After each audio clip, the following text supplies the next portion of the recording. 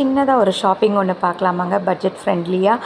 இது வந்து பாத்திரம் கழுவுற லிக்விட் ஊற்றி வைக்கிறதுக்காக வாங்கியிருந்தேன். ஒரு 79 ருபீஸ்க்கு. கலர் ரொம்ப பிடிச்சிருந்தது.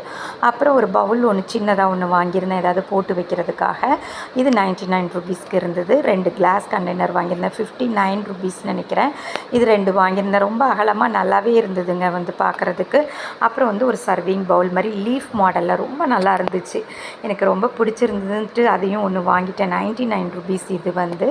அப்புறம் வந்து ஒரு புட்டு மேக்கர் பெருசு இருக்குது, ஒன்று சின்னது இருந்தால் டக்குன்னு போட்டு எடுத்துக்கிறதுக்காக ஒன்று வாங்கியிருந்தேன்.